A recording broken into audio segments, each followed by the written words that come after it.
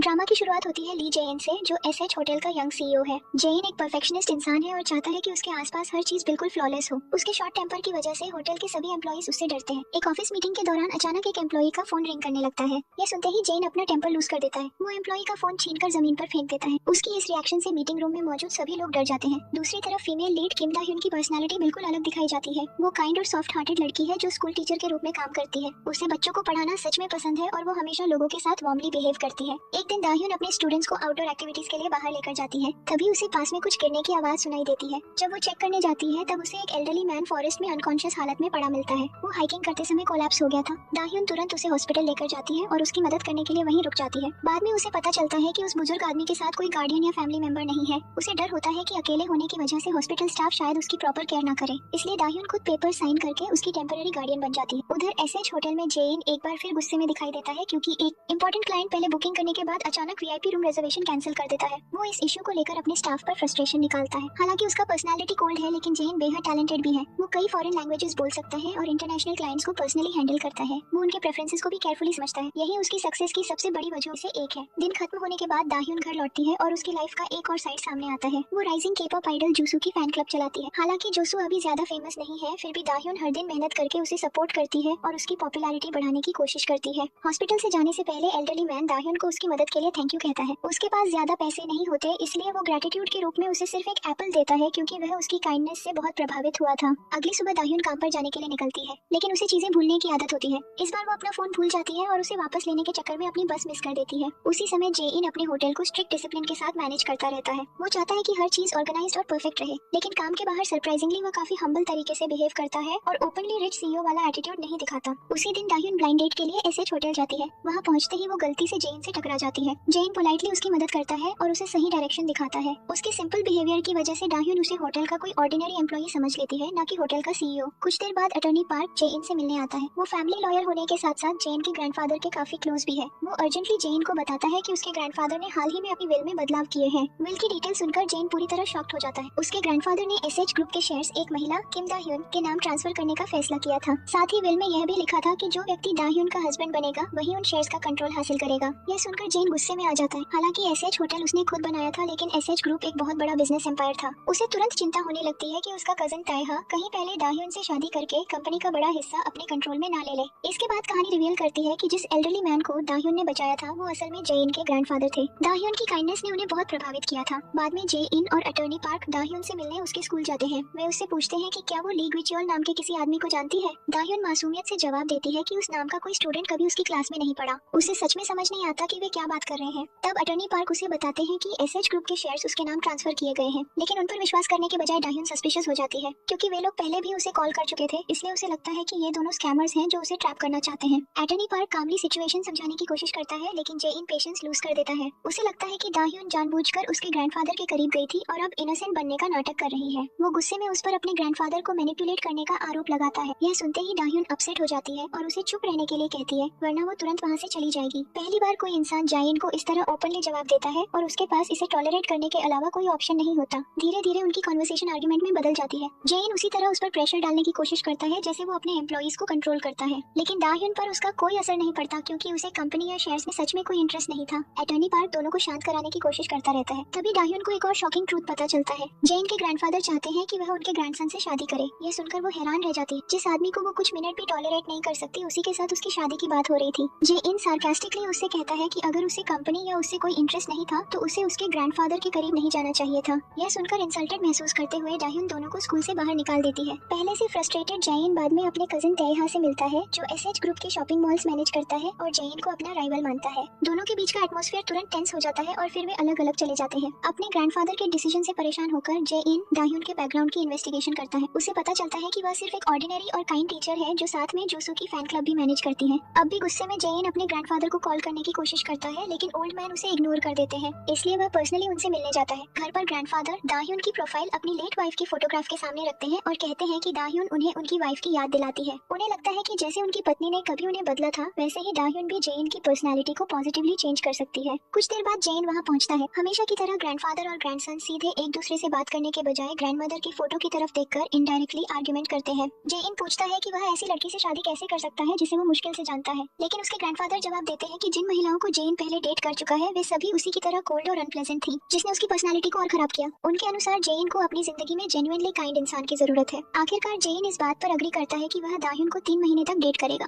अगर सब सही रहा तभी वह मैरिज के बारे में सोचेगा, लेकिन ग्रैंडफादर इस कंडीशन को बढ़ाकर 6 मंथ्स कर देते हैं और आखिर में दोनों एक अग्रीमेंट पर पहुंच जाते हैं। अगले दिन जेन फिर दाह्युन के स्कूल जाता है। इस बार वह सच में कामली बात करना चाहता था और अपने ग्रैंडफादर से किया प्रॉमिस पूरा करना चाहता था। पहले उसे लगता है कि दाह्युन वहाँ नहीं है और वह वापस जाने का सोचता है, लेकिन तभी दाह्युन वापस आती है क्योंकि वो स्कूल में कुछ भूल गई थी। जेन उसे रिस्पेक्टफुली बैठकर बात करने के लिए कहता है, लेकिन दाह्युन कहती है कि उसे अभी समझ नहीं आता कि उसके ग्रैंडफादर ने अचानक उसे मैरिज मैटर में क्यों शामिल किया। इसके बाद वो इंसिस्ट करती है कि अगर उन्हें सच में इस इशू पर बात करनी है तो डिस्कशन ग्रैंडफादर के सामने होना चाहिए। जेन तुरंत अपने ग्रैंडफादर को कॉल करता है और बताता है कि दाह्युन उनसे मिलना चाहती है, लेकिन ग्रैंडफादर मना कर देते हैं। वो कहते हैं कि दाह्युन को कन्विंस करना जेन की प्रॉब्लम है और उसे बार बार कॉल करना बंद करना चाहिए। यह सुनते ही दाह्युन और ज्यादा सस्पिशियस हो जाती है। वो जेन पर झूठ बोलने का आरोप लगाती है क्योंकि वह प्रूफ के तौर पर अपने ग्रैंडफादर को उसके सामने भी नहीं ला पा रहा था। मीनवाइल ग्रैंडपा सीक्रेटली पूरी सिचुएशन को एंजॉय कर रहे थे। पूरी जिंदगी जेन ने उन्हें परेशान किया था और अब उन्हें लग रहा था कि आखिरकार उनके पास अपने ग्रैंडसन को परेशान करने का मौका आ गया है। स्कूल में वापस जेन कोशिश करता है कि दाह्युन शांत होकर उसकी बात सुने। वो उसे कुछ देर बैठने के लिए कहता है। यह साबित करने के लिए कि वह झूठ नहीं बोल रहा, जेन अपने ही नाम को ऑनलाइन सर्च करके उसे रिजल्ट्स दिखाता है। जैसे ही दाह्युन एसएच होटल सीईओ ली जेन और उसकी फोटो देखती है, वह कंफ्यूज्ड हो जाती है। फिर भी उसे पूरी तरह विश्वास नहीं होता और वो कहती है कि शायद दोनों सिर्फ एक जैसे दिखते हो। इस पर जेन जवाब देता है, हम दोनों एक जैसे नहीं दिखते, वो सच में मैं ही हूँ। जब दाह्युन उसका बिजनेस कार्ड भी देखती है तब जाकर उसे लगने लगता है कि शायद वह स्कैमर नहीं है, लेकिन इसके बाद भी वो एक कंडीशन रखती है। अगर बातचीत जारी रखनी है तो जेन को उससे रिस्पेक्टफुली बात करनी होगी। इसी वजह से जेन उसे कैजुअली नाम से बुलाने के बजाय टीचर कहकर एड्रेस करना शुरू कर देता है। इसके बाद दाह्युन उससे कहती है कि अगर शेयर सच में उसके नाम पर है तो फ्यूचर में वह किसी डिसेंट इंसान से शादी भी कर सकती है। उसे समझ नहीं आता कि उसे इतने टेरेबल टेम्पर वाले इंसान को क्यों टॉलरेट करना चाहिए। फिर वह सीधे पूछती है, आप फ्री गिफ्ट की तरह साथ में अटैच होकर क्यों आ रहे हैं? खुद को फ्री गिफ्ट कहलाते सुनकर जेन की प्राइड को सीधा झटका लगता है। बाद में वह अटॉर्नी पार्क के सामने फ्रस्ट्रेशन निकालता है। वो कहता है कि आज तक किसी ने उसे इस तरह बात नहीं की थी। आमतौर पर लोग एक पावरफुल सीईओ होने की वजह से उसका बिहेवियर टॉलरेट कर लेते थे, लेकिन अब सिचुएशन उलटी हो गई थी। अब वही एक ऐसी लड़की के पीछे घूम रहा था जिसे उसके स्टेटस की बिल्कुल परवाह नहीं थी। दूसरी तरफ जोसू दाह्युन से मिलने आता है। दाह्युन तुरंत उसे बाहर आने से पहले फेस कवर करने के लिए कहती है, लेकिन जोसू कैजुअली जवाब देता है कि अभी वह इतना फेमस नहीं हुआ कि लोग उसे पहचान ले। फिर भी दाह्युन को पूरा भरोसा था कि एक दिन वह जरूर सक्सेसफुल बनेगा, क्योंकि उसे सच में लगता था कि जोसू में टैलेंट है। अगले दिन जेन फिर दाह्युन को मिलने के लिए बुलाता है। चलते समय दाह्युन गलती से एक दूसरे आदमी से टकराने वाली होती है, लेकिन जेन तुरंत उसे अपनी तरफ खींचकर रोक लेता है। उस एक पल के लिए दाह्युन का दिल अनएक्सपेक्टेडली तेज धड़कने लगता है। बैठने के बाद जेन एक बार फिर कामली सिचुएशन समझाने की कोशिश करता है। वो उसे याद दिलाता है कि उसने खुद कहा था कि उसे मनी या कंपनी शेयर्स में कोई इंटरेस्ट नहीं है। इसके बाद वह कहता है कि लीगली वो शेयर्स उसके फैमिली के हैं, इसलिए अगर वह कोऑपरेट नहीं करती तो बाहर से देखने पर वही ग्रीडी लगेगी। लेकिन तुरंत वह यह भी बताता है कि उसके ग्रैंडफादर ऑलरेडी एक कॉम्प्रोमाइज मान चुके हैं, अब मैरिज की जरूरत नहीं, उन्हें सिर्फ 6 मंथ्स तक डेट करना होगा। अगर सब स्मूथली चला तो बाद में विल बदली जा सकती है। वो उससे कम इतनी मदद करने के लिए कहता है, लेकिन दाह्युन फिर इरिटेट हो जाती है और उसे अपनी लाइफ से दूर रहने के लिए कहकर वहाँ से चली जाती है। मीनवाइल ग्रैंडपा लगातार दोनों के बारे में अपडेट्स लेते रहते हैं। जैसे ही उन्हें पता चलता है कि उनका ग्रैंडसन बार बार दाह्युन के पास जा रहा है और हर बार रिजेक्ट हो रहा है, वो ये सब सुनकर बहुत एंजॉय करते हैं। कुछ समय बाद वीकेंड आ जाता है। हर वीकेंड दाह्युन की मदर उसे ब्लाइंड डेट्स पर जाने के लिए फोर्स करती थी और इस बार भी सिचुएशन अलग नहीं थी। कोइंसिडेंटली जेन भी उसी होटल रेस्टोरेंट में अपनी मदर से मिलने आता है। वहीं उसकी नजर अचानक दाह्युन पर पड़ती है, जो किसी दूसरे आदमी के साथ बैठी होती है। सिर्फ इतना ही नहीं, वह उसके साथ कंफर्टेबली हंसकर बात भी कर रही होती है और सामने वाला आदमी भी डिसेंट दिखाई देता है। उन्हें साथ देखकर जेन को अजीब सा इरिटेशन महसूस होता है। बिना समय वेस्ट किए वह अपनी मीटिंग जल्दी खत्म करता है और सीधे दाह्युन की टेबल पर पहुंच जाता है। वो उसके बगल में बैठकर बात करने लगता है कि उसके ग्रैंडफादर उसे कितना पसंद करते हैं। वो कहता है कि अगर वह तुरंत मैरिज के लिए अग्री नहीं करना चाहती तो कम से कम उसे पूरी तरह रिजेक्ट करने से पहले थोड़ा टाइम देना चाहिए। ब्लाइंड डेट पूरी सिचुएशन गलत समझ लेता है और सोचता है कि जेन ही दाह्युन का बॉयफ्रेंड है। ऑकवर्ड महसूस करते हुए वह आदमी अपॉलॉजी बोलकर जल्दी रेस्टोरेंट छोड़ देता है। उसके तुरंत बाद दाह्युन की मदर का कॉल आता है। वो गुस्से में पूछती है कि अगर उसका पहले से बॉयफ्रेंड है तो वह बार बार ब्लाइंड डेट्स पर क्यों जा रही है। मीनवाइल जेन चुपचाप अपने क्रिएट किए हुए केओस को एंजॉय करता रहता है। फिर वह सीरियसली दाह्युन से कहता है कि दोनों को एक दूसरे से कुछ न कुछ चाहिए। दाह्युन को फैमिली प्रेशर की वजह से मैरिज के लिए किसी की जरूरत है, जबकि उसे अपने ग्रैंडफादर की इनहेरिटेंस प्रॉब्लम सॉल्व करने के लिए उसके कोऑपरेशन की जरूरत है। इसलिए वह एक डील प्रपोज करता है, लेकिन दाह्युन तुरंत मना कर देती है और कहती है कि उसे उसके जैसा इंसान नहीं चाहिए।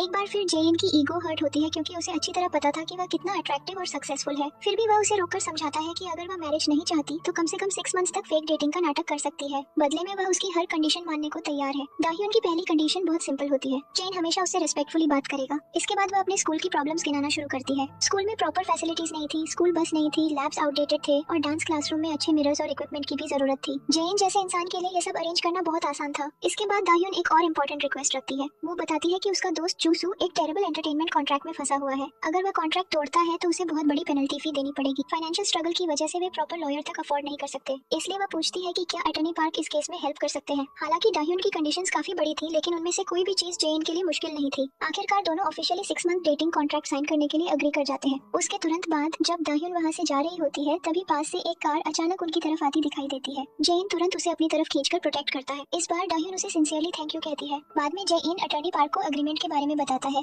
असल में दोनों इस मैटर को जल्दी खत्म करना चाहते थे, क्योंकि वे नहीं चाहते थे कि ताइहा को ग्रैंडपा की विल के बारे में पता चले। उन्हें डर था कि अगर ताइहा को सच पता चल गया तो वह एसएच ग्रुप में ज्यादा पावर पाने के लिए बीच में इंटरफियर कर सकता है। अगली सुबह दाह्यून स्कूल पहुंचकर शॉक्ड रह जाती है। जिन चीजों का उसने जेन से जिक्र किया था वे सभी ऑलमोस्ट तुरंत अरेंज हो चुकी थी। स्कूल की मिसिंग फैसिलिटीज, इक्विपमेंट और बाकी इंप्रूवमेंट सब पूरे हो चुके थे। उसी समय जेन भी दाह्यून से इंप्रेस होने लगता है। उसे एहसास होता है कि इतनी बड़ी अपॉर्चुनिटी मिलने के बावजूद उसने अपने लिए एक भी फेवर नहीं मांगा। उसकी हर रिक्वेस्ट या तो उसके स्टूडेंट्स के लिए थी या फिर जोसू के फ्यूचर के लिए। इसके कुछ समय बाद उनकी ऑफिशियल फेक डेटिंग शुरू हो जाती है। पहली आउटिंग के लिए दोनों एक रेस्टोरेंट में मिलते हैं। बाद में जेन उसे कॉन्सर्ट अटेंड करने के लिए कहता है। पहले दाह्यून मना करती है, लेकिन जेन उसे याद दिलाता है कि साथ समय बिताना उनके डेटिंग कॉन्ट्रैक्ट का हिस्सा है और वह उसे साथ ले जाता है। बाहर चलते समय दाह्यून मैचिंग कीचेन्स देखती है जिन पर उनके नामों के इनिशियल्स बने होते हैं। वो इंपल्सिवली उन्हें खरीद लेती है, लेकिन पेमेंट करते समय जल्दी में जेन अननोइंगली उन कीचेन्स के पैसे खुद दे देता है। कॉन्सर्ट एक्चुअली एक क्लासिकल म्यूजिक परफॉर्मेंस होती है जिसमें दाह्यून की बिल्कुल इंटरेस्ट नहीं थी। कोइंसिडेंटली ताइहा और उसकी फैमिली भी उसी इवेंट में मौजूद होते हैं। जैसे ही वे जेन के साथ एक अनफेमिलियर लड़की को देखते हैं, वे सस्पिशियस हो जाते हैं, क्योंकि दाह्यून उन स्टाइलिश वुमेन से बिल्कुल अलग दिखती थी जिन्हें जेन यूजुअली डेट करता था। कॉन्सर्ट आगे बढ़ता है और बोर्डम की वजह से दाह्यून को बहुत नींद आने लगती है। जेन नोटिस करता है कि वह बार-बार सोने वाली है। वो क्वाइटली उसे वार्निंग देता है कि अगर उसने फिर आंखें बंद की तो शायद वह उसे किस कर ले। यह सुनते ही दाह्यून तुरंत अपनी आंखें पूरी खोलकर बैठ जाती है और बाकी कॉन्सर्ट बिना पलक झपकाए सामने देखती रहती है। परफॉर्मेंस खत्म होने के बाद दाह्यून अचानक कहती है कि उनके कॉन्ट्रैक्ट में एक इंपॉर्टेंट कंडीशन मिसिंग है। जैसे ही वह फिजिकल कॉन्टैक्ट की बात शुरू करती है, जेन उसकी बात गलत समझ लेता है। वो ऑकवर्ड तरीके से कहता है कि रिलेशनशिप समय के साथ नेचुरली क्लोज होती है और उन्हें पहले एक दूसरे को बेहतर तरीके से जानना चाहिए। यह सुनकर दाह्यून पूरी तरह शॉक्ड हो जाती है और तुरंत क्लैरिफाई करती है कि वह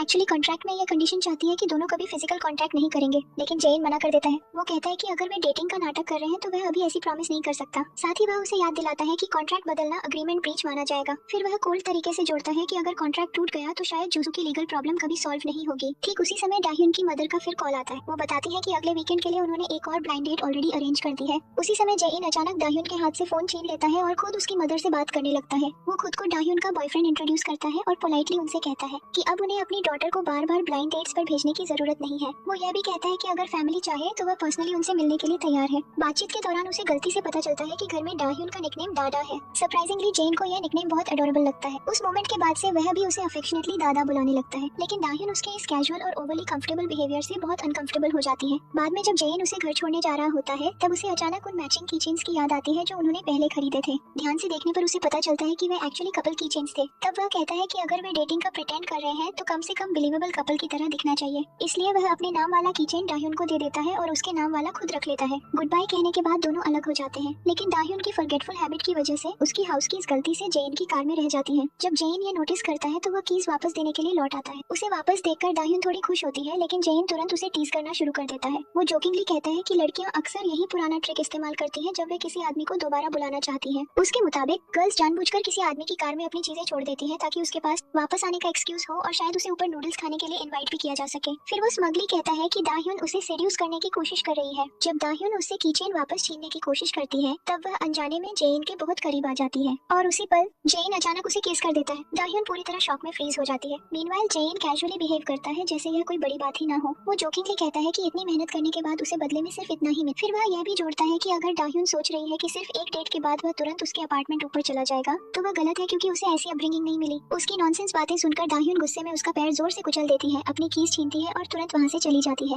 लेकिन अलग होने के बाद भी दोनों बार बार उसी अनएक्सपेक्टेड किस को याद करते रहते हैं। दाह्यून नर्वस होने लगती है क्योंकि उसे महसूस होता है कि उसका दिल पहले से ही जेन पर रिएक्ट करने लगा है। वो सोचती है कि जेन क्लियरली एक डेंजरस प्लेबॉय है, फिर भी वह उससे अफेक्ट हो रही है। वो खुद से सवाल करती है कि आखिर वह ऐसे आदमी के साथ पूरे 6 मंथ्स कैसे सर्वाइव करेगी। अगली सुबह ग्रैंडपा न्यूज़पेपर पढ़कर बहुत खुश होते हैं। रिपोर्टर्स ने कॉन्सर्ट में जे इन और दाह्यून को साथ देख लिया था और अब हर जगह खबर फैल चुकी थी कि फेमस सीईओ ली जे इन की नई गर्लफ्रेंड है। लोग खासतौर पर इसलिए शॉक थे क्योंकि उसकी प्रीवियस गर्लफ्रेंड्स यूजुअली सेलिब्रिटीज या मॉडल्स हुआ करती थी, जबकि इस बार वह एक ऑर्डिनरी वुमन को डेट कर रहा था। लेकिन जेन के लिए यह सब ज्यादा मैटर नहीं करता था। उसके लिए यह सिर्फ अपने ग्रैंडफादर से किया हुआ प्रॉमिस पूरा करना था और फेक रिलेशनशिप को ऑनेस्टली कंटिन्यू करना था। दूसरी तरफ दाह्यून पब्लिक गॉसिप में अपना नाम देखकर बहुत अनकंफर्टेबल महसूस करती है। उसे डर होने लगता है कि अगर रिपोर्टर्स ने उसकी फोटोज भी पब्लिश कर दी तो उसकी नॉर्मल लाइफ पूरी तरह कैओटिक हो सकती है। क्यूरियस होकर दाह्यून ऑनलाइन जेन के पास्ट रिलेशनशिप्स के बारे में सर्च करती है और डिस्कवर करती है कि उसकी सभी एक्स गर्लफ्रेंड्स ग्लैमरस और फेमस वुमेन थी। उन्हें देखकर उसे और यकीन हो जाता है कि जेइन एक कंप्लीट प्लेयर है। मीनवाइल जूसू फ्लावर्स बुकेट लेकर उससे मिलने आता है। वो खुशी से बताता है कि उसकी एजेंसी आखिरकार अनफेयर कॉन्ट्रैक्ट पीसफुली टर्मिनेट करने के लिए अग्री हो गई है और जो लॉयर दाह्युन ने भेजा था वह बहुत केपेबल निकला। यह सुनकर दाह्युन जेन्युइनली खुश हो जाती है क्योंकि जेन की पर्सनैलिटी चाहे जैसी हो लेकिन वह ऑनेस्टली अपनी हर प्रॉमिस पूरी कर रहा था। कुछ समय बाद जेन फिर दाह्युन से मिलने आता है लेकिन उसे वार्मली ग्रीट करने के बजाय दाह्युन तुरंत उसे स्कोल्ड करती है कि उसने बिना परमिशन उसे किस किया और बाद में अपोलोजाइज तक नहीं किया। जेन शेमलेसली जवाब देता है कि उल्टा उसे उसके पैर पर इतनी जोर से स्टॉम्प करने के लिए अपॉलॉजी मांगनी चाहिए। फिर वह कैजुअली कहता है कि सिंस वे डेटिंग कर रहे हैं इसलिए किसिंग, होल्डिंग हैंड्स और साथ बाहर जाना रिलेशनशिप का नॉर्मल हिस्सा है। उसी दौरान उसकी नजर दाह्युन के हाथ में बुके पर पड़ती है और वह पूछता है कि यह किसने दिया। जब उसे पता चलता है कि फ्लावर्स किसी दूसरे आदमी ने दिए हैं तो जेइन तुरंत पॉसेसिव हो जाता है। वह कहता है कि वह कॉन्ट्रैक्ट में एक और कंडीशन ऐड करना चाहता है, दाह्युन उसके अलावा किसी दूसरे आदमी से नहीं मिलेगी। असल वजह यह थी कि उसे डर था कहीं रिपोर्टर्स उसे किसी और के साथ देखकर अननेसेसरी रूमर्स न बना दें। दाह्युन तुरंत पॉइंट आउट करती है कि जेइन खुद पहले कई महिलाओं के साथ रहा है लेकिन उसने कभी उसे कंट्रोल करने की कोशिश नहीं की, इसलिए वह यह कंडीशन मानने से मना कर देती है। जाने से पहले जेइन जूसू का बुके तक ट्रैश में फेंक देता है और कोल्डली कहता है कि उसके अलावा कोई दूसरा आदमी उसे फ्लावर्स नहीं देगा। बाद में दोनों फिर साथ बाहर जाते हैं। इस बार दाह्युन डिसाइड करती है कि इस डेट की लोकेशन वह खुद चूज करेगी, न कि जेइन उसे किसी फैंसी जगह ले जाएगा। वो उसे टॉय स्टोर लेकर जाती है ताकि अपने स्टूडेंट्स के लिए एजुकेशनल पजल्स खरीद सके। जहाँ दाह्युन खुशी से शॉपिंग कर रही होती है वहीं बेचारा जेइन वहाँ बैठकर पूरी तरह बोर्ड हो जाता है। तभी उसकी नजर एक छोटे बच्चे पर पड़ती है जो टॉय के लिए रो रहा था क्योंकि उसकी मदर उसे खरीद कर नहीं दे रही थी। उस बच्चे को देखकर जेइन को अपनी चाइल्डहुड की पेनफुल मेमोरीज याद आ जाती है। उसका भी एक यंगर ब्रदर था लगभग उसी उम्र का,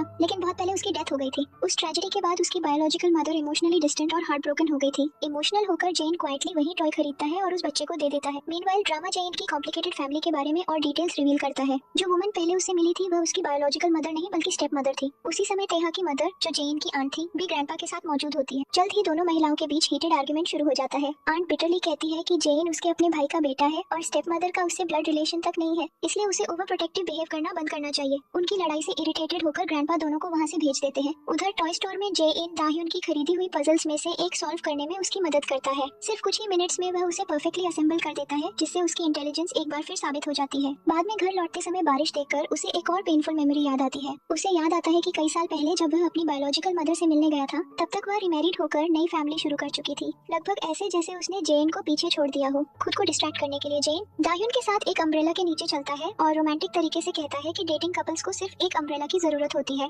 अगले दिन जेइन अपने ऑफिस पहुंचता है तभी इमरजेंसी रेड फोन लाइन बज उठती है। यह लाइन सिर्फ अर्जेंट कॉल्स के लिए थी, लेकिन इस बार ग्रैंडपा सिर्फ यह शिकायत करने के लिए कॉल कर रहे थे कि जेइन काफी समय से उनसे मिलने या लंच करने नहीं आया। जेइन ऑकवर्डली कहता है कि रेड लाइन पर्सनल कॉन्वर्सेशंस के लिए नहीं बनी है। कॉल खत्म होने के बाद ग्रैंडपा अटॉर्नी पार्क के सामने फ्रस्ट्रेशन निकालते हैं। वो कहते हैं कि उन्हें समझ नहीं आ रहा जेइन सच में दाह्युन को डेट कर रहा है या सिर्फ उन्हें फूल बना रहा है। वो सार्कास्टिकली कहते हैं कि चूंकि दाह्युन टीचर है तो कम से कम उसे उनके ग्रैंडसन को अपने ग्रैंडफादर से प्रॉपर्ली बात करना तो सिखाना चाहिए। उसी समय दाह्युन की फ्रेंड हेजिन को पता चलता है कि वह एक रिच मैन को डेट कर रही है और वह उसके लिए बहुत एक्साइटेड हो जाती है। बाद में उसी दिन दाह्युन जेइन के साथ एक और डेट पर जाती है। इस बार लोकेशन एक आर्ट गैलरी होती है, लेकिन जल्दी ही उसे रियलाइज होता है कि जेइन वहाँ बिजनेस मैटर्स भी हैंडल कर रहा है क्योंकि वह गैलरी इवेंट के स्पॉन्सर्स में से एक था। दाह्युन कंप्लेन करती है कि डेट्स के दौरान भी वह हर चीज में वर्क मिला देता है। कुछ देर बाद वे जेइन की बायोलॉजिकल मदर के फॉरेन हस्बैंड से मिलते हैं जो उस गैलरी का ओनर था। वो वार्मली जेइन से कहता है कि उसकी मदर उसे बहुत मिस करती है और कभी फिर से मिलना चाहती है। दाह्युन यह देखकर सरप्राइज हो जाती है क्योंकि वह आदमी जेइन के काफी क्लोज दिखाई देता था, लेकिन जेइन कोल्डली जवाब देता है कि वह उन्हें फैमिली नहीं मानता। इवेंट के दौरान एक दूसरा आदमी वार्मली दाह्युन से बात करने आता है, लेकिन जेइन तुरंत उसे अपनी तरफ खींच लेता है और कहता है कि वे प्राइवेट टाइम स्पेंड कर रहे हैं इसलिए कोई उन्हें डिस्टर्ब न करे। जब भी कोई आदमी दाह्युन के करीब आता उसका पॉसेसिवनेस बढ़ता जा रहा था। बाद में पार्किंग लॉट में जेइन दाह्युन से उस आदमी के बारे में पूछता है जिसने उसे दादा कहकर बुलाया था। वो कहता है कि जब तक वह उसके साथ कॉन्ट्रैक्ट में है तब तक कोई दूसरा आदमी उसके करीब नहीं आ सकता। फिर वह फर्मली कहता है कि उसकी फैमिली के बाद सिर्फ वही उसे उस निकनेम से बुला सकता है। ये सब सुनकर दाह्युन मन ही मन सोचती है कि जेइन सिर्फ डेविल नहीं बल्कि डेविल का किंग है। जब आखिरकार दाह्युन अपने अपार्टमेंट बिल्डिंग पहुंचती है तो वह नोटिस करती है कि आसपास सिक्योरिटी और पुलिस चेकिंग बढ़ गई है क्योंकि हाल ही में उस एरिया में कई थेफ्ट केसेस हुए थे। जैसे ही जेइन ये सुनता है वह अनएक्सपेक्टेडली वरीड हो जाता है। बिना हेजिटेशन के वह उसके साथ ऊपर अपार्टमेंट तक जाता है और खुद उसकी पूरी अपार्टमेंट चेक करता है। वो विंडोज, डोर्स, लॉक्स और सेफ्टी ग्रिल्स तक इंस्पेक्ट करता है ताकि सब कुछ सिक्योर हो। उसे अपनी सेफ्टी के लिए इतना वरीड देखकर दाह्युन के दिल में अजीब फीलिंग्स आने लगती है। पहली बार उसे ऐसा महसूस नहीं होता कि वह सिर्फ एक फेक रिलेशनशिप कॉन्ट्रैक्ट में फंसी हुई है, बल्कि अब उसे लगने लगा था कि उसके पास सच में एक पॉसेसिव बॉयफ्रेंड है जो जेन्युइनली उसकी केयर करता है। काम खत्म करने के बाद जेइन को अचानक याद आता है कि उसने दाह्युन से मिलने का प्रॉमिस किया था, लेकिन जब वह तय जगह पर पहुंचता है तब तक दाह्युन वहां से जा चुकी होती है, इसलिए वह तुरंत उसकी हाउस की तरफ निकल जाता है। इस बार दाह्युन बहुत गुस्से में होती है और उसकी कोई एक्सप्लेनेशन सुनने को तैयार नहीं होती। जेइन समझाने की कोशिश करता है कि उसका फोन डेड हो गया था और जैसे ही उसने उसे ऑन किया वह तुरंत टाइम देखकर उसके पास आ गया, लेकिन बात करते समय भी उसके पास लगातार वर्क कॉल्स आते रहते हैं। यह देखकर दाह्युन और फ्रस्ट्रेटेड हो जाती है। वो कहती है कि क्लियरली उसके लिए काम ज्यादा इंपॉर्टेंट है, इसलिए उसे बस वापस चले जाना चाहिए। एसएच होटल में अर्जेंट प्रॉब्लम्स की वजह से जेन को लगातार ऑफिस में दिन रात रुकना पड़ता है। अगले 2-3 दिनों तक वह दाही से प्रॉपर्ली कांटेक्ट तक नहीं कर पाता। सिचुएशन इतनी सीरियस थी कि होटल की रेपुटेशन तक अफेक्ट हो सकती थी, इसलिए उसके पास पूरी तरह काम पर फोकस करने के अलावा कोई ऑप्शन नहीं था। इसी दौरान उसे शक होने लगता है कि कोई जानबूझकर प्रॉब्लम्स क्रिएट कर रहा है और जिन लोगों का नाम उसके दिमाग में आता है उनमें तायहा भी शामिल था। मीनवाइल तायहा की नजर एक मॉल में दाह्युन और जोसू पर पड़ती है। दोनों काफी क्लोज दिखाई देते हैं, जिससे उसका सस्पिशन और बढ़ जाता है कि उनके बीच कुछ चल रहा है। जैसे ही जेन को थोड़ा फ्री टाइम मिलता है, वह तुरंत दाह्युन के घर पहुंचता है ताकि अपॉलॉजी दे सके और पूरी सिचुएशन एक्सप्लेन कर सके। दाह्युन उसके कॉल्स का जवाब नहीं देती, इसलिए वह घंटों उसके घर के बाहर वेट करता रहता है। वहीं जेन, जो पहले सबको अपने लिए वेट करवाता था, अब खुद उसके लिए डेस्परेटली इंतजार कर रहा था। जब आखिरकार दाह्युन आती है तो वह उसे गायब हो जाने के लिए स्कोल्ड करती है, लेकिन कंपनी की रियल इमरजेंसी के बारे में सुनने के बाद वह धीरे धीरे शांत हो जाती है। सिचुएशन बेटर करने के लिए जेन उसे रेस्टोरेंट ले जाता है। डिनर के बाद वह उसका हाथ टाइटली पकड़कर कहता है कि कपल्स को कपल की तरह एक्ट करना चाहिए, इसलिए उन्हें भी वैसा ही बिहेव करना होगा। कुछ समय बाद कई स्लीपलेस नाइट्स की वजह से जेन पूरी तरह एग्जॉस्टेड हो जाता है। वो अपना सिर दाह्युन के शोल्डर पर रखकर सो जाता है। उसे इस हालत में देखकर दाह्युन क्वाइटली उसे देखती रहती है और रियलाइज करती है कि वह सच में कितना टायर्ड है। बाद में घर छोड़ते समय दाह्युन उसका फोन लेती है, उसे साइलेंट पर डाल देती है और उससे प्रॉमिस करवाती है कि वह आज रात प्रॉपर्ली सोएगा। वो कहती है कि वह उसे तभी फॉरगिव करेगी जब वह पूरी तरह रेस्ट करेगा। फिर पहली बार दाह्युन सॉफ्टली उससे उस दिन उसे वेट करवाने के लिए अपॉलॉजी मांगती है। जेन चुपचाप उसकी बात सुनता है और रियलाइज करता है कि पहली बार उसने उसे सॉरी कहते सुना है। अगले दिन ऑफिस में एक अनएक्सपेक्टेड सिचुएशन हो जाती है। जूही अचानक वहां आकर सीन क्रिएट करती है और इंसिस्ट करती है कि जेन बाहर आकर उससे मिले। तब रिवील होता है कि जू हाये किसी पावरफुल बैकग्राउंड से बिलोंग करती है और उसके आने से पूरी कंपनी का अटेंशन उनकी तरफ चला जाता है। वो बार बार जेन से वापस रिलेशनशिप शुरू करने की बात करती है, लेकिन जेन क्लियरली उसे रिजेक्ट कर देता है और कहता है कि उसे कोई इंटरेस्ट नहीं है। उस सिचुएशन को हैंडल करने के बाद जेन तुरंत दाह्युन से मिलने जाता है। दाह्युन उससे पूछती है कि उसकी लाइफ में सबसे इंपॉर्टेंट क्या है। जेन जवाब देता है कि उसके लिए मनी और सक्सेस इंपॉर्टेंट है, लेकिन वह यह भी एक्सप्लेन करता है कि भले ही वह थर्ड जनरेशन एयर है, फिर भी वह इनहेरिटेड वेल्थ पर डिपेंड रहने के बजाय खुद कुछ बनाना चाहता है। उसी मोमेंट पार्क में एक बच्चा बाइसिकल के साथ डेंजर में आ जाता है। जेन तुरंत उसकी तरफ भागता है और उसे बचाते हुए खुद इंजर्ड हो जाता है। यह देखकर दाह्युन अपनी टीचिंग बैग से गुड जॉब स्टैम्प निकालती है और अप्रिशिएशन के तौर पर उसके हाथ पर लगा देती है। इसके बाद दोनों स्केटिंग करने जाते हैं। Neither of them properly skate करना जानता था, इसलिए दोनों बार बार एक दूसरे को पकड़कर बैलेंस करते हैं, गिरते हैं, हंसते हैं और मोमेंट एंजॉय करते हैं। बहुत समय बाद दोनों खुद को जेन्युइनली फ्री और हैप्पी महसूस करते हैं। बाद में दाह्युन की मदर का फिर कॉल आता है। वो एक बार फिर जेन से मिलने की बात करती है। दाह्युन मना कर देती है और कहती है कि उन्होंने अभी अभी डेटिंग शुरू की है, इसलिए उसे थोड़ा टाइम चाहिए। तब जेन खुद कहता है कि वह उसकी मदर से मिलने के लिए रेडी है, लेकिन दाह्युन अचानक उसे याद दिलाती है कि उनका रिलेशनशिप सिर्फ एक कॉन्ट्रैक्ट है और 6 मंथ्स बाद खत्म हो जाएगा। वो क्लियरली कहती है कि उसके बाद दोनों अपनी अपनी अलग जिंदगी में चले जाएंगे। ये सुनकर जेन क्वाइटली अपसेट हो जाता है, लेकिन कुछ नहीं कहता। कुछ दिनों बाद दाह्युन जेन के लिए एक छोटा बर्थडे सेलिब्रेशन अरेंज करती है। वहाँ सिर्फ वही दोनों होते हैं, लेकिन वह केक तैयार करती है और उसके साथ समय बिताती है। तब जेन उसे बताता है कि वह कभी अपना बर्थडे सेलिब्रेट नहीं करता, क्योंकि उसी दिन उसके ब्रदर की डेथ एनिवर्सरी भी होती है। उस पेनफुल मेमोरी की वजह से उसकी फैमिली में कोई बर्थडे सेलिब्रेट नहीं करता, लेकिन पहली बार उसे खुशी महसूस होती है क्योंकि कोई उसके साथ सिंसियरली यह दिन सेलिब्रेट कर रहा था। इसके बाद दाह्युन उसे एक गिफ्ट देती है। वो ओरिजिनली उसके लिए टाई खरीदना चाहती थी, लेकिन बाद में उसने आइडिया बदल दिया क्योंकि उसे लगा उसका गलत मीनिंग निकल सकता है। क्यूरियस होकर जेन बार बार पूछता है कि आखिर टाई देने का मतलब क्या होता। तब दाह्युन उसका टाई पकड़कर उसे अपनी तरफ खींचती है और कहती है कि रिलेशनशिप में टाई गिफ्ट करने का मतलब होता है तुम सिर्फ मेरे हो। यह सुनकर जेन मुस्कुरा देता है और जोकिंगली कहता है कि काश उसने सच में उसे टाई दिया होता। फिर वह कहता है कि उसकी एक और विश है, उसे अपनी गर्लफ्रेंड से एक किस चाहिए। बाद में जब वह उसे घर छोड़ता है, तब डोर पर दाह्युन उसे छोटा सा किस देकर उसकी विश पूरी कर देती है। कुछ दिनों बाद दाह्युन की मदर उसके पास आती है और साफ कह देती है कि जब तक वे जेन से नहीं मिलेंगी तब तक नहीं जाएंगी। मजबूरी में दाह्युन उन्हें सब कुछ एक्सप्लेन करती है कि उनका रिलेशनशिप सिर्फ 6 मंथ कॉन्ट्रैक्ट है और बाद में खत्म हो जाएगा। उसकी मदर गुस्सा हो जाती है, लेकिन दाह्युन उन्हें अश्योर करती है कि कुछ इनअप्रोप्रिएट नहीं हो रहा और वह सिचुएशन रिस्पॉन्सिबली हैंडल कर रही है। मीनवाइल स्कूल एग्जाम्स और कॉम्पिटिशंस की वजह से दाह्युन बहुत बिजी हो जाती है। उसके पास जेन के लिए मुश्किल से टाइम बचता है। वहीं दूसरी तरफ जेन उसके बिना रेस्टलेस होने लगता है। वो प्रिंसिपल से तक पूछ लेता है कि क्या वह सिर्फ उसे देखने के लिए उसके क्लासरूम में बैठ सकता है। इससे सिचुएशन प्लेफुल और रोमांटिक फील होने लगती है। चिल्ड्रन भी दोनों के बॉन्ड को नोटिस कर लेते हैं और उन्हें टीज करना शुरू कर देते हैं। बाद में दोनों स्कूल के प्ले एरिया में साथ समय बिताते हैं और वहीं जेन उसे फिर किस करता है। उस रात घर लौटते समय दाह्युन का हाउस टूटा हुआ मिलता है। घर का सारा सामान बिखरा हुआ था और वह डर जाती है। जेन तुरंत पुलिस को कॉल करता है और उसे अकेले वहाँ रहने से मना कर देता है। इसके बाद वह उसे अपने घर ले जाता है। उसके हाउस में दाह्युन बहुत शाय और नर्वस फील करती है। जेन उसके रिएक्शन देखकर उसे टीज करने में मजा लेता है। वो उसे चेंज करने के लिए क्लोथ्स देता है और कहता है कि वह स्टडी रूम में काम करेगा ताकि वह आराम से रेस्ट कर सके। लेकिन गलती से दाह्युन फ्रिज में रखी अल्कोहल को जूस समझकर पी लेती है और ड्रंक हो जाती है। ड्रंकन स्टेट में वह कन्फेस करती है कि वह उसे पसंद करने लगी है। वो उसे फिर किस करती है और कहती है कि उसे किस करना अच्छा लगता है। जेन क्वाइटली उसे बेड पर सुला देता है और खुद फ्लोर पर सोता है। अगली सुबह दाह्युन को पिछली रात की सारी बातें याद आती है और वह शर्म से भर जाती है। बाद में एक और छोटा एक्सीडेंट होता है और जेन उसे बचाते हुए फिर इंजर्ड हो जाता है। उसकी चोट पर ट्रीटमेंट करते समय दाह्युन केयरफुली उसकी मदद करती है और शोल्डर इंजरी की वजह से जब वह टाई ठीक नहीं कर पाता, तब वह खुद उसका टाई ठीक करती है। धीरे धीरे दोनों की क्लोजनेस नेचुरली बढ़ने लगती है। जेइन उसे ब्रेकफास्ट के लिए इनवाइट करता है क्योंकि उसके फ्रिज में वैसे भी कुछ नहीं था। दाह्युन उसके साथ बाहर जाने में शाय फील करती है क्योंकि उसे डर था कि लोग उनके रिलेशनशिप को लेकर बातें करेंगे, लेकिन जेन कामली कहता है कि अब उसे रूमर्स की परवाह नहीं है। यह सुनकर दाह्युन सोचती है कि शायद उसे रूमर्स की आदत है क्योंकि वह पहले इतनी सेलिब्रिटीज को डेट कर चुका है। बाद में ऑफिस में एलिवेटर के पास अचानक जूही पीछे से आकर जेन को हक कर लेती है। जेन तुरंत उसे दूर हटाता है और वार्निंग देता है कि वह उससे डिस्टेंस बनाए रखे, लेकिन उसी मोमेंट दाह्युन उन्हें साथ देख लेती है और एक बार फिर सिचुएशन टेंस हो जाती है। दाह्युन की नजर अचानक जेन के कोट पर कुछ अजीब चीजों पर पड़ती है, मेकअप के हल्के मास्क और किसी वुमन के परफ्यूम की फेंट स्मेल। यह देखकर उसके मन में तुरंत डाउट पैदा हो जाता है और वह सस्पिशियस नजरों से उसे देखने लगती है। कुछ समय बाद जेन और दाह्युन उसके घर जाते हैं, लेकिन इस बार खुद दाह्युन ऑकवर्ड सिचुएशन में फंस जाती है क्योंकि उसके कुछ अंडरगारमेंट्स फ्लोर पर बिखरे हुए पड़े होते हैं। वह जल्दी जल्दी उन्हें जेन के सामने उठाने लगती है और एम्बैरेसमेंट से भर जाती है। घर को देखते हुए जेन अचानक नोटिस करता है कि कोई वैल्यूएबल चीज मिसिंग नहीं है। यह बात उसे सस्पिशियस लगती है। वह तुरंत कॉन्ट्रैक्ट पेपर्स के बारे में पूछता है। दाह्युन बताती है कि कॉन्ट्रैक्ट पहले वहीं रखा था, लेकिन बाद में उसने उसे दूसरी जगह रख दिया था। उसी मोमेंट जेन को एक सीरियस शक होता है, शायद उसके अपने फैमिली सर्कल में किसी को ग्रैंडपा की विल के बारे में पता चल चुका है और वही कॉन्ट्रैक्ट प्रूफ के तौर पर ढूंढने के लिए दाह्युन के घर आया था। मीनवाइल तेहा के फादर जेन से मिलते हैं और उसे कुछ डॉक्यूमेंट्स दिखाते हैं। धीरे धीरे क्लियर होने लगता है कि शायद वही लोग ब्रेक इन के पीछे थे ताकि कॉन्ट्रैक्ट वेरीफाई किया जा सके और इन्फॉर्मेशन हासिल की जा सके।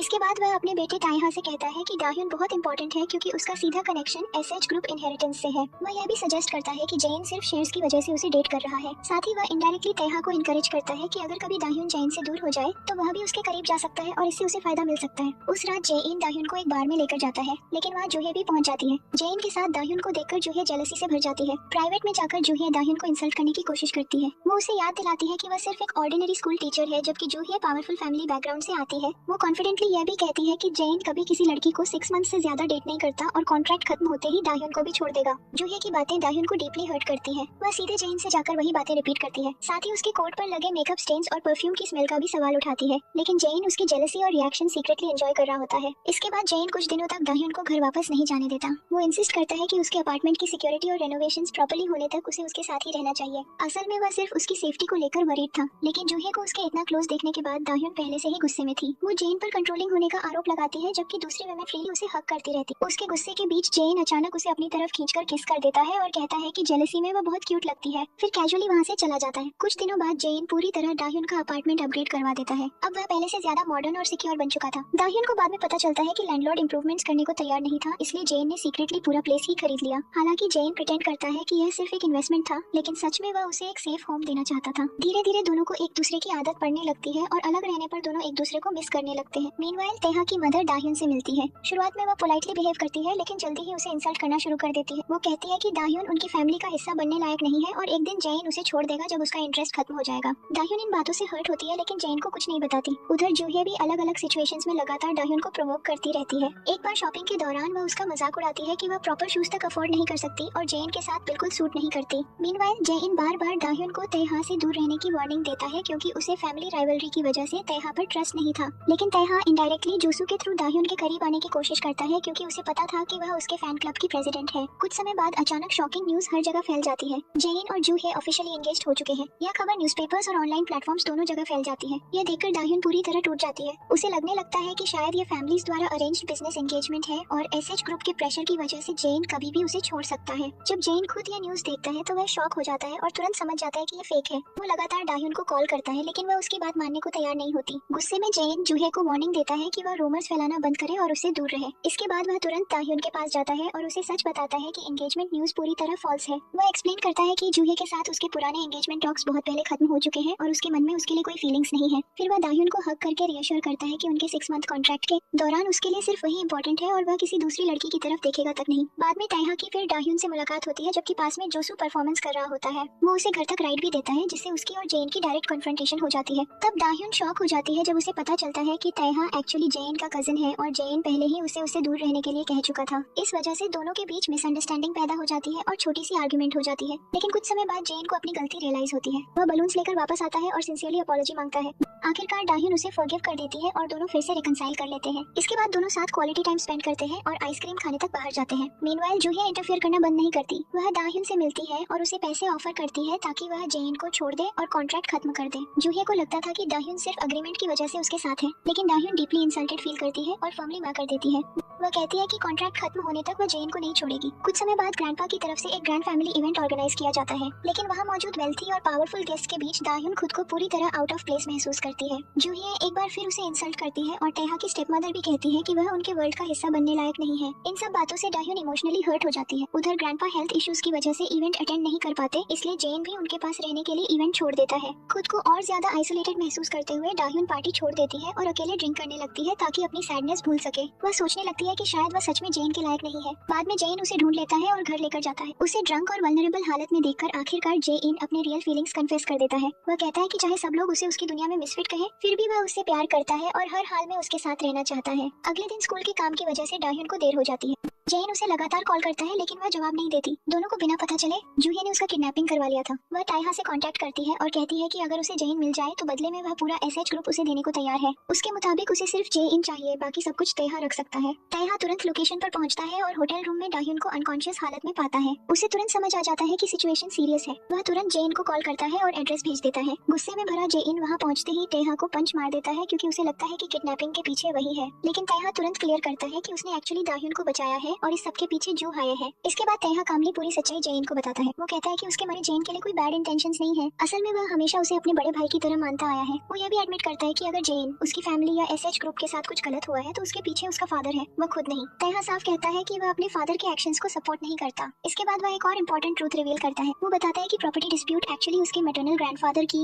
इनहेरिटेंस से जुड़ा हुआ है और सही इनहेरिटेंस सिर्फ राइटफुल हेयर को ही मिलनी चाहिए। इसी वजह से वह भी अपने फादर के एक्शंस के खिलाफ है। यह सब सुनने के बाद जेन की तेहा को लेकर सारी मिसअंडरस्टैंडिंग खत्म हो जाती है। दोनों के बीच की टेंशन धीरे धीरे सेटल हो जाती है और पहली बार वे एनिमीज की तरह नहीं बल्कि सेम साइड पर खड़े होने का फैसला करते हैं। उस मोमेंट के बाद से तेहा और जेन कोऑपरेट करना शुरू कर देते हैं। किडनैपिंग इंसिडेंट के बाद जेन दाह्यून को लेकर बहुत प्रोटेक्टिव हो जाता है। जो कुछ उसके साथ हुआ था उससे वह अभी भी मेंटली शेकन थी, इसलिए जेन उसका एक्स्ट्रा केयर लेने लगता है। अगली सुबह दाह्यून इंसिस्ट करती है कि वह स्कूल जाएगी। पहले जेन अपोज करता है लेकिन आखिरकार मान जाता है। हालांकि वह फर्मली कहता है कि वह खुद पर्सनली उसे पिक करने आएगा और जल्दी पहुंच जाएगा। बाद में जेन उसे अपने घर लेकर जाता है और रिवील करता है कि किडनैपिंग के पीछे जू हाये थी। वो कहता है कि वह जू हाये को उसके एक्शंस के लिए आसानी से नहीं छोड़ेगा, लेकिन दाह्यून उसकी चिंता करते हुए कहती है कि वह नहीं चाहती कि उसकी वजह से जायन किसी ट्रबल में फंसे। इसके बाद कुछ समय के लिए दाह्यून जायन के हाउस में रहने लगती है। इस दौरान दोनों साथ में काफी रिलैक्स्ड और इंटीमेट मोमेंट्स स्पेंड करते हैं। धीरे धीरे उनका बॉन्ड और भी डीप हो जाता है। एक दिन दाह्यून बात लेकर बाहर आती, उसके बाल अभी भी गीले होते हैं। उसी समय जायन नीचे आता है और उसे उस हालत में देखकर कुछ पल के लिए पूरी तरह स्टंट रह जाता है। उसे दाह्यून की नेचुरल ब्यूटी देखकर नजरें हटाना मुश्किल लगने लगता है। दाह्यून शाय होकर उससे बचने की कोशिश करती है, लेकिन जेन क्वाइटली उसके करीब आता है और उसे किस करते हुए कहता है कि वह बहुत ब्यूटीफुल लग रही है। मीनवाइल जूही एक बार फिर जेन से मिलती है और सिंसियरली अपॉलॉजी मांगती है। वो एडमिट करती है कि ऑब्सेशन की वजह से उसने बहुत बड़ी गलती की, लेकिन इस बार जेन उसे फॉरगिव करने से साफ मना कर देता है। बाद में जूही दाह्यून के पास भी जाती है और बार बार फॉरगिवनेस की भीख मांगती है।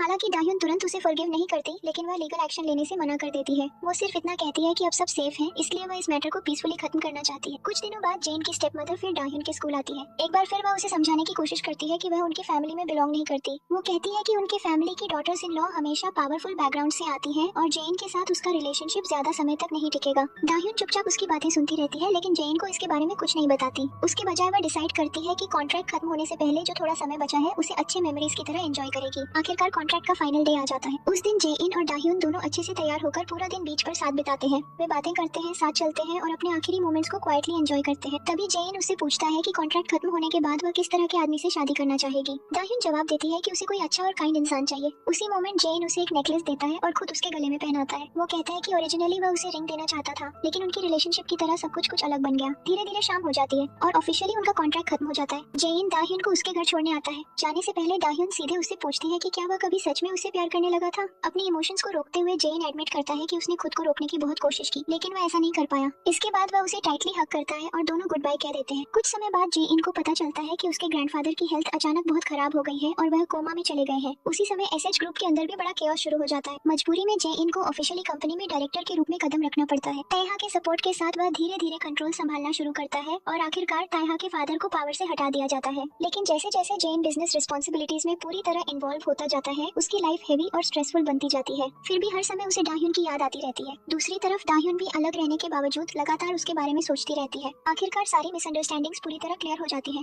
धीरे धीरे फैमिलीज भी उनके रिलेशनशिप को एक्सेप्ट कर लेती हैं। इसके बाद जयन दाह्युन को मैरिज प्रपोजल देता है और दाह्युन यस कह देती है। दोनों की शादी हो जाती है। शादी के बाद भी दाह्युन अपनी टीचिंग करियर कंटिन्यू करती है, जबकि जयन एसएच ग्रुप संभालता है। समय के साथ मीडिया भी दाह्युन की काइंडनेस और सोशल वर्क को रिस्पेक्ट देने लगता है। स्टोरी के फाइनल मोमेंट्स में रिवील होता है कि दाह्युन प्रेग्नेंट है। स्टोरी के फाइनल स्टेज में जब ग्रैंडपा ऑफिशियली अपनी रिटायरमेंट अनाउंस करने और सबके सामने स्पीच देने आते हैं, तभी दाह्युन पहली बार उन्हें सामने से देखती है और उसी मोमेंट वो पूरी तरह स्टंट रह जाती है। उसे अचानक रियलाइज होता है कि ये वही ओल्ड मैन है जिन्हें उसने कभी फॉरेस्ट में अनकॉन्शियस हालत में पाया था, वही इंसान जिसे वो हॉस्पिटल लेकर गई थी और बिना किसी एक्सपेक्टेशन के केयर किया था। उस समय उसे बिल्कुल आइडिया नहीं था कि वो असल में कौन है, लेकिन अब उसके सामने खड़े वही आदमी जेन के पावरफुल ग्रैंडफादर और एसएच ग्रुप लेगेसी के असली हेड निकलते हैं। ग्रैंडपा भी उसे तुरंत पहचान लेते हैं। वो शांत मुस्कान के साथ उसे देखते हैं और याद करते हैं कि जब किसी को उनकी पहचान नहीं पता थी, तब दाह्युन ने कितनी सिंसेरिटी और काइंडनेस से उनकी मदद की थी। इसके बाद ग्रैंडपा सबके सामने कहते हैं कि यह लड़की सिर्फ कोई ऐसी इंसान नहीं है जिसे जेन अचानक मिला था, बल्कि यही वह लड़की है जिसने उसकी जिंदगी बदल दी। वो कहते हैं कि कभी कभी किसी इंसान की छोटी सी काइंडनेस भी किसी की पूरी डेस्टिनी बदल सकती है, और जेन की जिंदगी में वह टर्निंग पॉइंट थी किम दाह्युन। इसी के साथ उनकी जर्नी आखिरकार अपने खूबसूरत एंडिंग तक पहुंचती है, जहां मिसअंडरस्टैंडिंग्स, फैमिली कॉन्फ्लिक्ट्स और इमोशनल स्ट्रगल्स धीरे धीरे एक ब्यूटीफुल लव स्टोरी में बदल जाते हैं। एक सिंपल कॉन्ट्रैक्ट रिलेशनशिप से शुरू हुई यह कहानी आखिर में ट्रू लव तक पहुंचती है। जेन और दाह्युन यह साबित कर देते हैं कि रियल फीलिंग सबसे अनएक्सपेक्टेड सिचुएशंस में भी ग्रो कर सकती है। अगर आपको ये ड्रामा रिकैप पसंद आया हो तो वीडियो को लाइक जरूर करें, अपने फ्रेंड्स के साथ शेयर करें और ऐसे ही अमेजिंग स्टोरी रिकैप्स के लिए चैनल को सब्सक्राइब करना ना भूलें। साथ ही बेल आइकॉन भी प्रेस करें ताकि आप कोई भी नई अपलोड मिस ना करें। थैंक्स फॉर वॉचिंग और मिलते हैं नेक्स्ट वीडियो में।